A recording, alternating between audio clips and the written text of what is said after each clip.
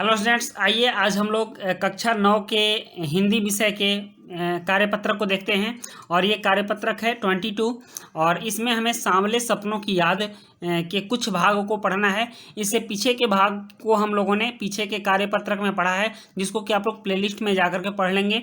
और ये जो कहानी है सांवले सपनों की याद, इसको लिखा है जाबिर हुसैन ने। और जाबिर हुसैन ने फिर आगे इसमें क्या लिखते हैं, वो हमें क्या बताना चाहते हैं, इस गद्यांश में पढ़ के तब इनके प्रश्नों को हम लोग उत्तर लिखेंगे। तो आइए देखते हैं। करामिथकों की दुनिया में इस सवाल का जवाब तलाश करने से पहले एक नज़र कमज़ोर काया वाले उस व्यक्ति पर डाली जाए जिसे हम सालिम अली के नाम से जानते हैं। इसमें शब्दों के प्रवाह काफ़ी अच्छे दिए गए हैं। मिथक मिथक कहा जाता है वो जो कहानियाँ किंवदंतियाँ जो लोग कहते हैं और उनमें किसी पात्र को बनाते हैं, उसको मिथक कहा जाता है। तो हमारी दुनिया में बहुत सारे वैसे कहानी होते हैं जिसमें कि पात्रों की रचना की जाती है। तो उन्हीं कहानियों में से एक है सालिम अली की कहानी सांवले सपनों की याद। तो इसमें कह रहे हैं कि सालिम अली जो रहते हैं वो एक कमज़ोर काया वाले, कमज़ोर काया, काया का मतलब शरीर होता है, ठीक ना। ये जो काया है, काया का मतलब शरीर और कमज़ोर का मतलब वीक, कमज़ोर शरीर। तो उन व्यक्ति पर डाली जाए जिसे हम सालिम अली के नाम से जानते हैं। उनका नाम क्या था? उनका नाम था सालिम अली। और वो पक्षियों से काफ़ी प्रेम करते थे, पक्षियों का अवलोकन करते थे, पक्षियों से उनका काफ़ी हेलमेल रहता था।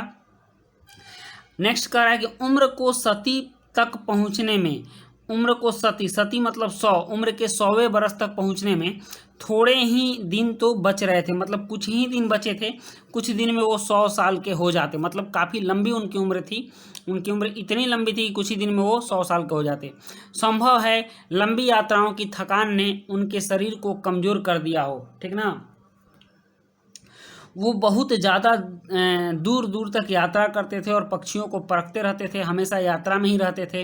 तो इन यात्राओं के कारण भी हो सकता है, संभव है, हो सकता है कि लंबी यात्राओं की थकान की वजह से उनका शरीर कमज़ोर हो गया हो और कैंसर जैसी, उनको कैंसर भी हो गया था, कैंसर जैसी जानलेवा बीमारी उनकी मौत का कारण बनी हो। हम भी जानते हैं कि कैंसर जो बीमारी है वो काफ़ी जानलेवा होती है, जिसको हो जाती है लगभग बहुत सारे व्यक्ति मर ही जाते हैं।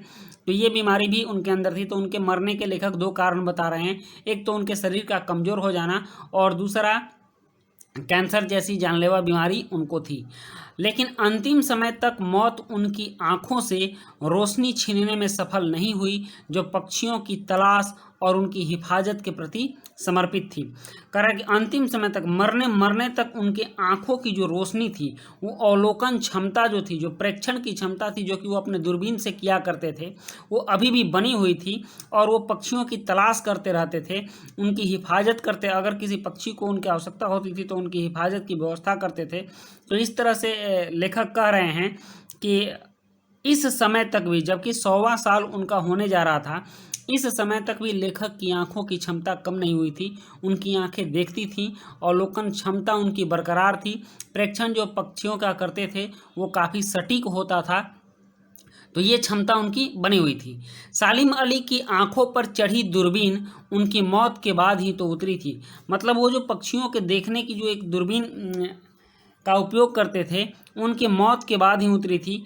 उस समय तक, जब तक वो जिंदा थे, तब तक पक्षियों के बारे में ही सोचते थे और पक्षियों को ही देखते रखते थे, उन्हीं का अवलोकन करते रहते थे।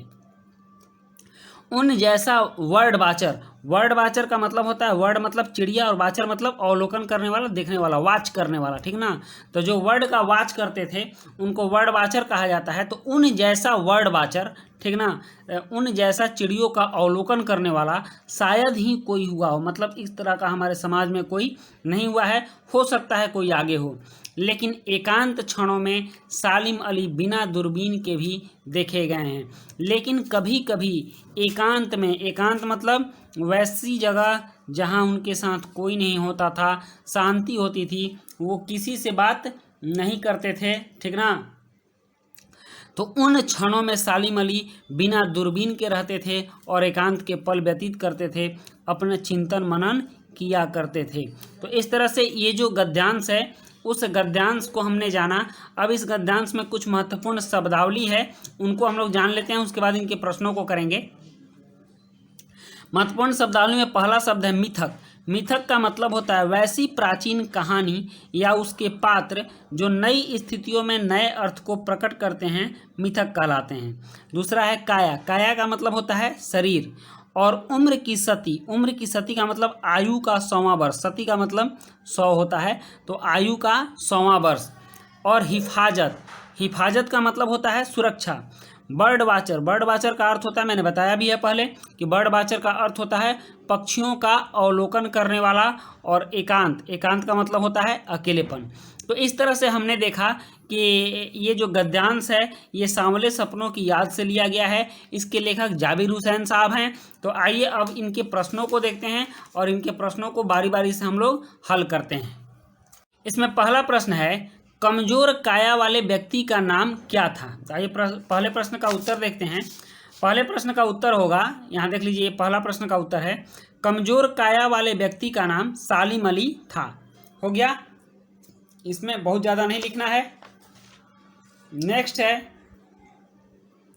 लेखक ने सालिम अली की मृत्यु के किन कारणों पर चर्चा की है? आइए देखते हैं कि लेखक ने क्या कारण बताया उनके मृत्यु के। तो दूसरे प्रश्न का उत्तर होगा, यहाँ दूसरा उत्तर लिखा हुआ है, लेखक ने सालिम अली की मृत्यु के 2 कारण बताए हैं। पहला, लंबी यात्राओं के थकान से शरीर का कमजोर होना, और दूसरा है कैंसर जैसी जानलेवा बीमारी। तो ये दूसरे प्रश्न का उत्तर हुआ। नेक्स्ट देखिए, पहला प्रश्न हो गया और ये दूसरा प्रश्न हो गया। तीसरा प्रश्न है, लेकिन अंतिम समय में, एक लाइन है, एक पंक्ति है, उसको गद्यांश से लिया गया है।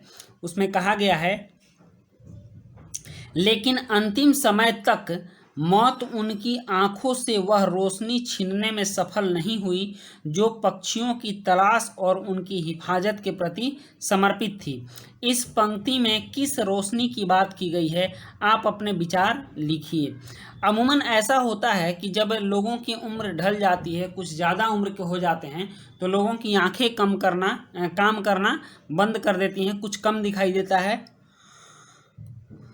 और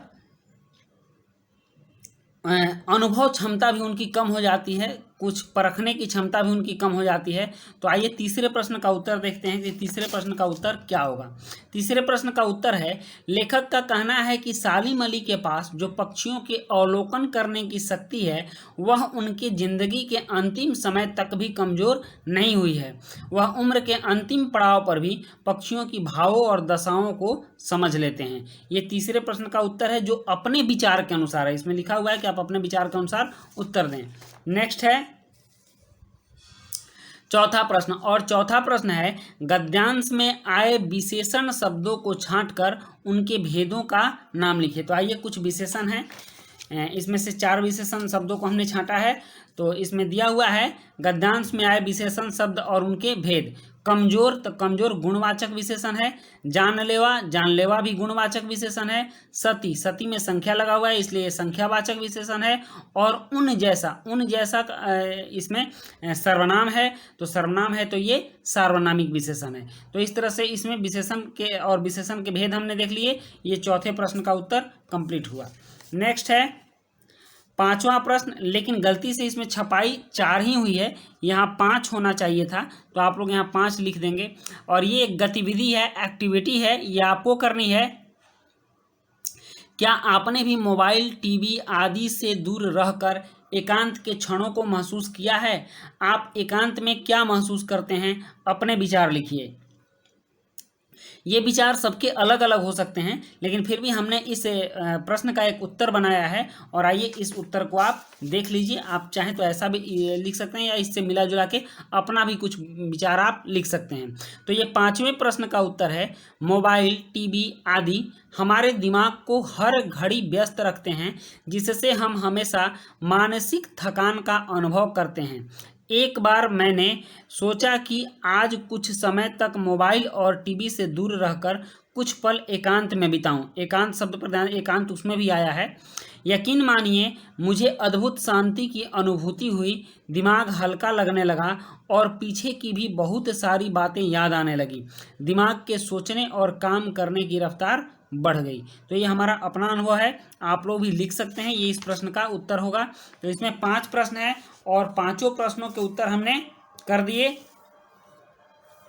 इस तरह से आपका जो वर्कशीट है, वर्कशीट नंबर 22 ये कंप्लीट हुआ। और इस वर्कशीट को समझने के लिए आप प्लेलिस्ट में जाकर के हिंदी विषय के इससे पहले के वर्कशीट को भी जरूर देखिएगा, तब जाके आपको पूरी कहानी समझ में आएगी।